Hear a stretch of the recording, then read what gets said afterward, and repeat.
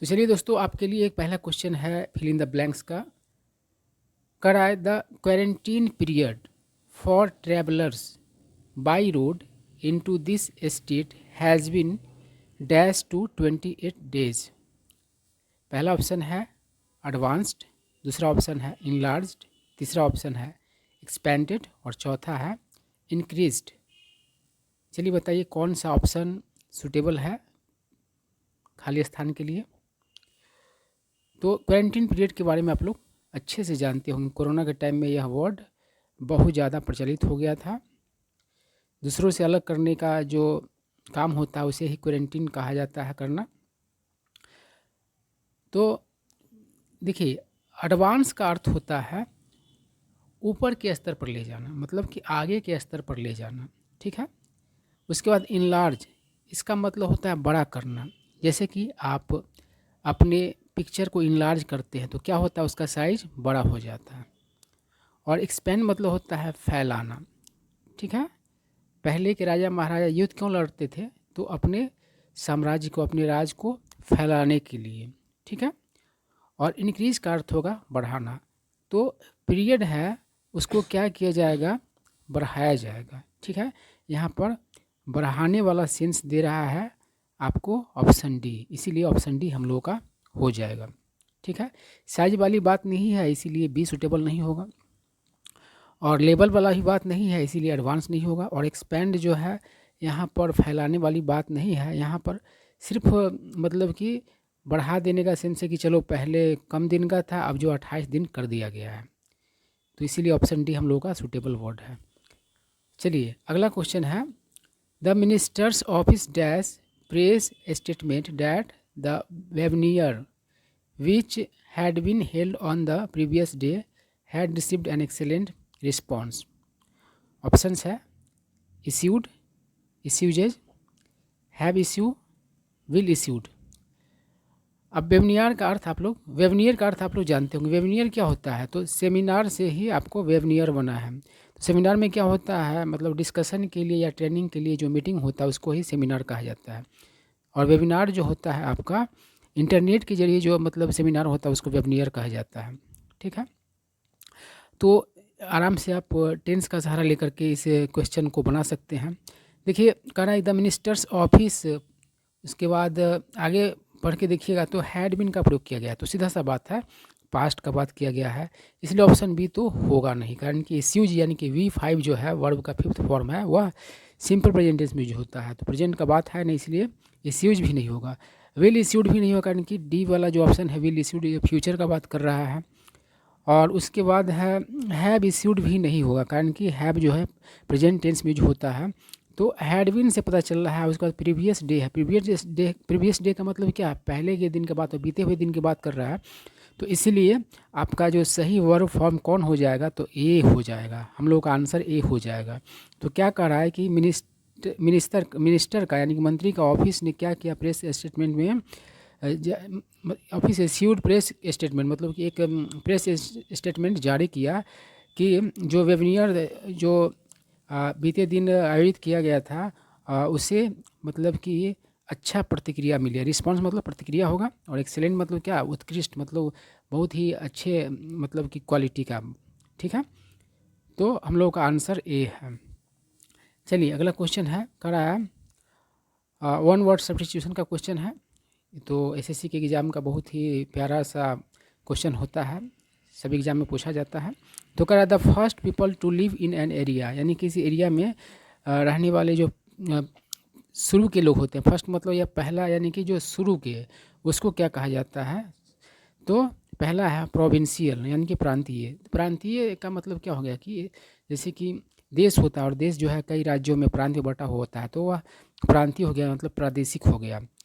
और central level का होता है, कंट्री लेवल का, तो देश के स्तर का होता है। उसके बाद है नेटिव, यानी कि मूल निवासी।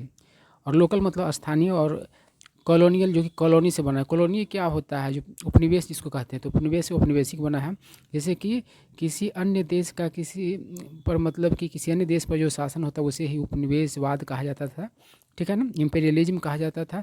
जैसे कि इंडिया जो था पहले कॉलोनी था ब्रिटेन का, है ना। कॉलोनियल मतलब कि गवर्नमेंट था इंडिया में 1947 से पहले औपनिवेशिक शासन, तो वो अर्थ देता है डी वाला।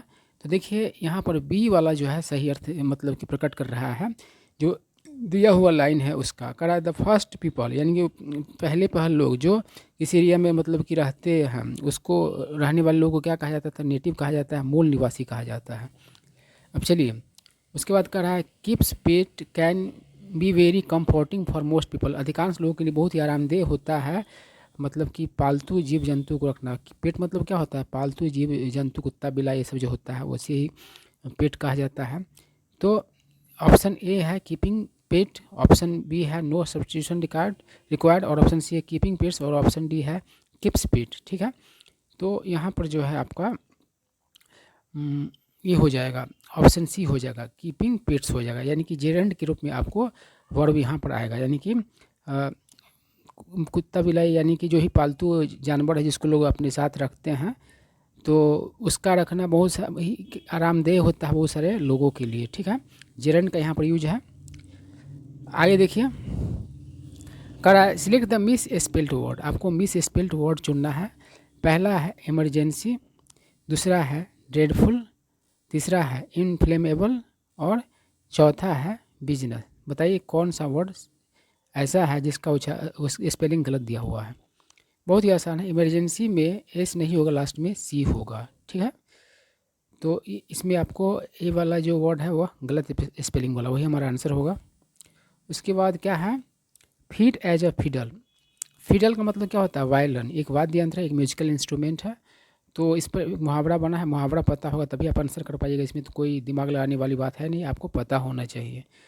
ठीक है, तो पहला कह रहा है ready to start playing a fiddle, मतलब कि तैयार एक फिडल को बजाने के लिए। Option B is to be in excellent health and good working order, यानी कि उत्कृष्ट स्वास्थ्य वाले कंडीशन में और अच्छे तरीके से काम करता हुआ कंडीशन में होना। उसके बाद कह रहा है to have an expensive musical instrument, मतलब कि एक महंगा वाद्य यंत्र मतलब कि होना, मतलब रखने का सेंस जैसे कि आई हैव अ कार, इस तरीके से हैव का प्रयोग यहाँ पर किया गया है। तो उसके बाद कह रहा है कि about two by a good musical instrument, मतलब कि अच्छा म्यूजिकल इंस्ट्रूमेंट खरीदने वाला होना, मतलब कि प्लानिंग है कि आई जा करके खरीदेंगे, वो सेंस दे रहा है। तो इसका अर्थ जो होता है वह होता है to be in excellent health and good working order. Fit as a fiddle का मतलब होता है कि अच्छे उत्कृष्ट स्वास्थ्य वाली अवस्था में होना और वर्किंग ऑर्डर में होना। चलिए अगला क्वेश्चन है the doctor ask the patient what he had at the previous night. Option A है had he ate, option B है no substitution required, option C है ही हैड ईटन और ऑप्शन डी है हैड ही ईटन। चलिए बहुत ही आसान है, यहाँ पर देखिए ही हैड है तो हैड के बाद क्या होता है वर्ब का थर्ड फॉर्म होता है, तो इट का प्रयोग नहीं होगा, ईटन का प्रयोग होगा, इसीलिए ऑप्शन सी हम लोगों का सही ऑप्शन है। चलिए आपका एंटोनिम बताना है, विलोम शब्द बताना है, विपरीत अर्थ वाला शब्द बताना है फटीग का, और ऑप्शन ए है वीकनेस, ऑप्शन बी है स्ट्रेंथ, ऑप्शन सी है थ्रेट, ऑप्शन डी है कंट्रोल। बताइए कौन सा ऑप्शन सही है, मतलब फटीग का विपरीत अर्थ वाला कौन सा वर्ड है, किस ऑप्शन में है दिया हुआ बताइए।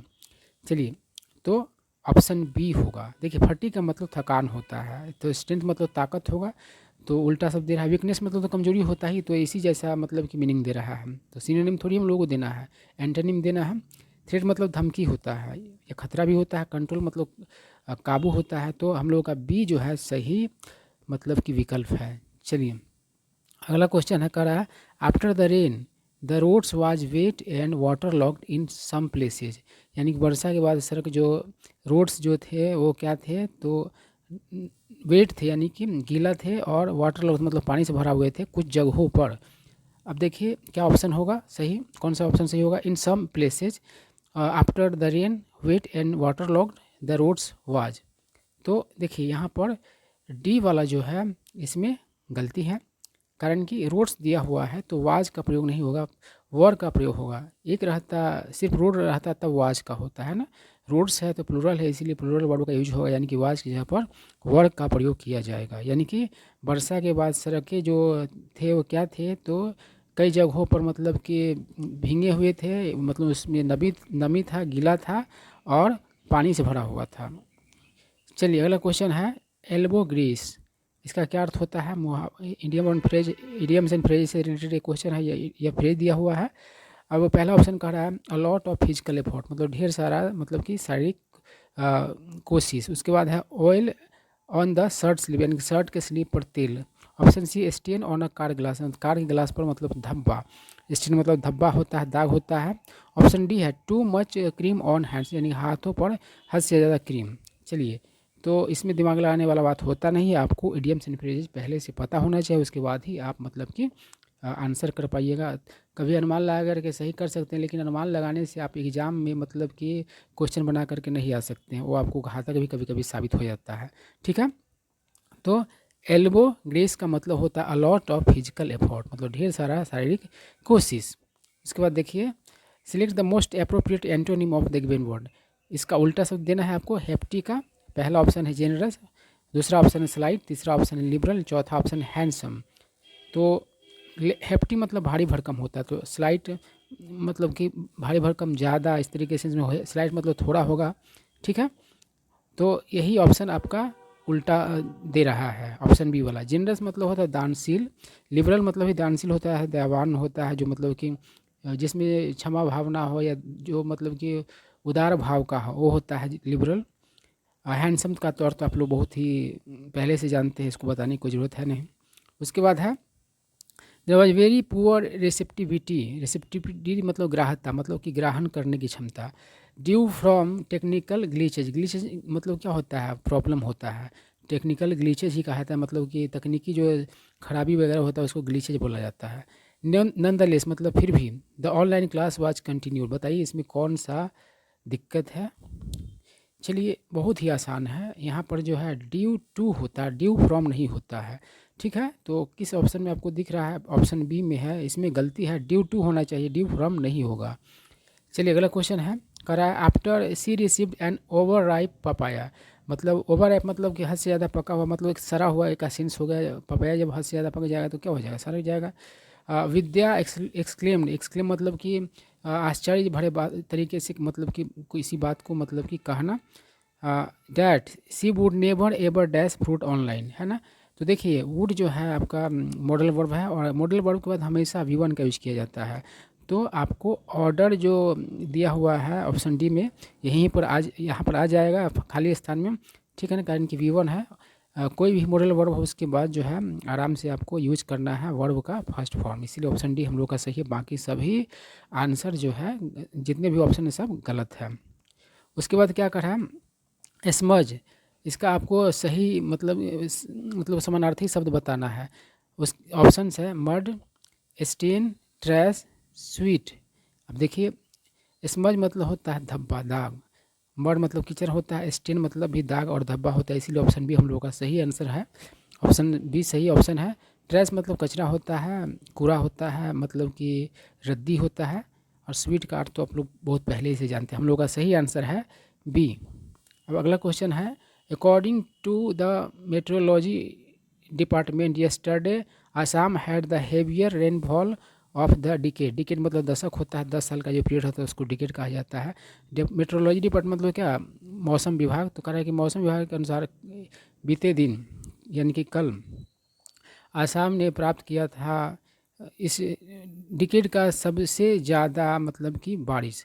ठीक है, तो पहला किसमें मतलब कि गलती है देखने की कोशिश कीजिए। पहला कह रहा है द मेट्रोलॉजी डिपार्टमेंट, इसमें कोई दिक्कत नहीं है।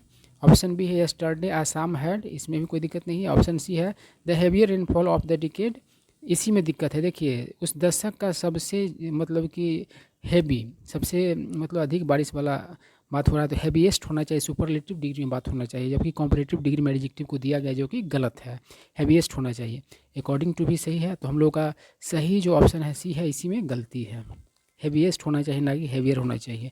चलिए, अगला क्वेश्चन है प्रायोरिटी। प्रायोरिटी के लिए समानार्थी शब्द आपको बताना है। पहला पॉसिटी, दूसरा है फॉर्मलिटी, तीसरा है प्रेसिडेंस, और चौथा है डिग्निटी।